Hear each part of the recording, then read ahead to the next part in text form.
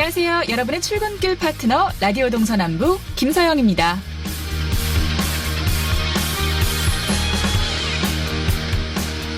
늦은 밤 집에 빨리 가고 싶은 마음에 그만 신호 위반을 했는데 교통위반 단속 카메라도 없으니까 괜찮겠지? 운전을 오래 하신 분이라면 이런 경험 한두 번쯤 있으실 겁니다. 하지만 안심할 수만은 없습니다. 도로 위에서 지켜보고 있는 눈은 단속 카메라만이 아니기 때문이죠.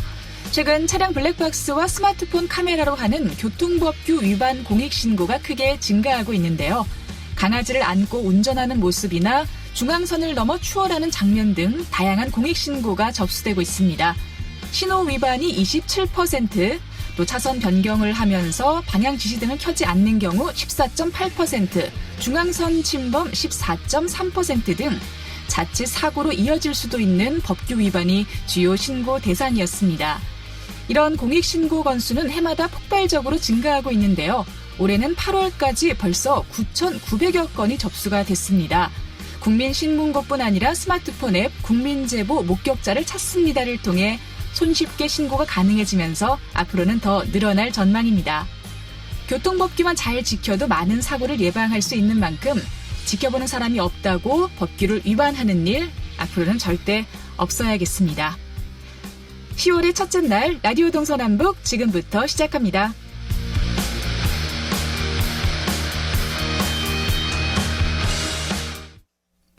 네, 라디오 동서남북 오늘도 아침 신문으로 시작합니다. 강원일보 윤종현 기자와 연결돼 있습니다. 안녕하십니까?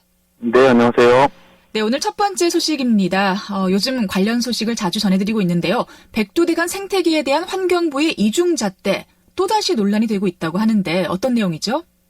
네, 최근 환경부의 부동의 결정으로 설악산 오색 케이블카 사업이 중단된 가운데 과거 25년여 전 백두대간을 가로지르는 초고압 송전탑 설치 단계에서는 환경부가 생태계 보호지역 환경에 문제가 없다는 입장을 보인 것으로 밝혀지면서 논란이 점화되고 있습니다.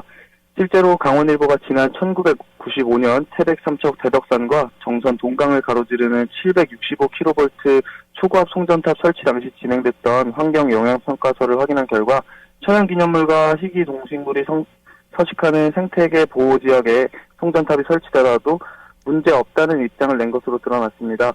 이는 설악산 오색 케이블카가 천연기념물인 산양의 서식 환경에 영향을 미친다며 부동의 결정을 내린 환경부가 과거 송전탑 설치 사업에 대해서는 전혀 다른 입장을 보인 셈입니다. 그렇군요. 지금 굉장히 상반된 모습이다라는 건데 혹시 그 당시 송전선로 건설 사업 규모가 아주 작았다거나 그런 건 아닌가요? 네, 아닙니다. 당시 평가서 전반을 확인하자 이 사업은 횡성, 공근, 청일, 준내, 갑천면의 초고압 송전탑 95기, 당시에는 동면이었던 정선군 화암면과 정선읍의 82기, 평창군 용평, 봉평, 대하면의 63기, 그리고 삼척시와 홍천 등지에 18기를 건설하는 사업이었는데요. 송전탑 높이는 최고 100m, 개당 면적은 600평방미터에 달했습니다. 그러나 당시 환경부는 산림 및 경관훼손이 불가피하고 교류를 사용해 전자파도 다량 발생함에도 불구하고 당시 환경 영향 평가를 2달 만에 일사천리로 종료 처리하기도 했습니다. 그렇군요. 사실 송전선로나 철탑은 환경에 미치는 영향이 상당하다고 우리가 알고 있잖아요. 그 당시 환경부는 어떤 입장으로 이 사업을 추진을 한 거죠? 네, 당시 평가서에 따르면요.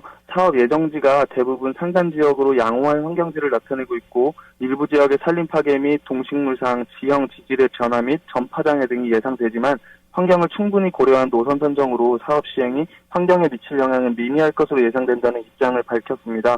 그러나 당시 송전탑은 환경영향평가서 제출 2년 전인 1993년 환경부가 생태계 보존지역으로 지정한 태백 삼척 대덕산 근대봉 인근을 지나고 있는 것으로 확인되면서 환경영향평가에 대한 의문이 더 커지고 있는 상황입니다. 더욱이 이곳은 천연기념물인 검독스리는 물론 도롱뇽, 꼬리칠의 도롱뇽 등 희귀 동식물의 집단 서식지가 있었지만 영향평가에서는 사실상 반영되지 않았고요. 천연기념물인 횡성군 서원면 백로 및 외가리 번식지도 송전탑 인근에 있었지만 평가에서는 이 역시 고려되지 않았던 것으로 파악되고 있습니다. 네, 물론 25년여 전 아주 오래된 이야기이긴 하지만 지금 상황과 비교를 해보면 조금 쉽게 이해가 가진 않습니다. 지금 강원도를 가로지르는 동해안 신가평 500kV 직류 장거리 송전탑 건설이 추진 중인 상황인데 이번에 환경부가 어떤 판단을 내릴지가 좀 궁금하네요. 네, 맞습니다. 이에 대해서 원주지방환경청 관계자는 동강 생태 경관 보전 지역은 2000년대 동강댐 건설 계획으로 이 지역의 생태적 가치가 주목을 받으며 조사가 이뤄졌고 송전탑이 설치된 것은 보다 이전이라며 동해안 신가평 500kV 직류 장거리 송전망 건설 사업 역시 환경 영향 평가서가 접수되면 환경에 미치는 영향을 엄정하게 검토하겠다고 밝힌 상황입니다. 네, 지역 수건 사업인 설악산 오색 케이블카 사업에 제동이 걸려 있는 만큼 환경부의 명확한 답변이 필요할 것 같습니다. 자, 두 번째 소식은 뭐죠? 네, 매년 유치원 원화 모집 시기인 11월이 되면 조부모까지 동원돼 새벽부터 길게 줄을 서고 추첨으로 유치원 입학을 결정하는 진풍경이 올해부터는 사라질 것으로 보인다는 소식입니다. 이는 강원도 의회에서 강원도 유치원 원화 모집 선발에 관한 조례가 개정됐기 때문인데요. 이에 따라 올해부터는 도내 공사립 유치원 모두 유치원 입학관리 시스템인 처음 학교를 통해 원화 모집이 진행됩니다. 그렇군요. 저도 주변에 집에 유치원생이 한 명만 있어도 온 가족이 나가서 줄을 서던 친구들이 있었는데 앞으로는 볼 수가 없는 모습이네요. 유치원 입학관리 시스템 처음 학교로 어떤 형태로 운영이 되는 거죠? 네, 우선 현재 도내 국공립 268곳, 사립 95곳 등 총 363곳의 유치원은 오는 16일 처음 학교로 시스템이 열리면 원화 모집이 시작되는 11월 1일 이전까지 2020학년도 원화 모집 요강을 게재해야 합니다. 모집 인원과 교육과정, 모집 방법 등 자세한 학사 일정이 명시된 모집 요강은 11월 1일부터 학부모들이 볼 수 있게 공개될 예정입니다. 그렇군요. 그럼 접수 방법은 어떻게 하는 거예요?